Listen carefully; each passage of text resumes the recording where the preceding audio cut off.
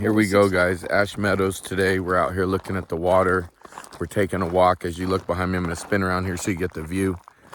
That's the spring recharging. As long as they're not pumping it, that's it recharging, self-recharging right now. That's what it's looking like. Just take a look as you go down there. We're here with the boys on the buggy with Mark, out taking a ride today and just experimenting and checking out our community here. We used to ride in this.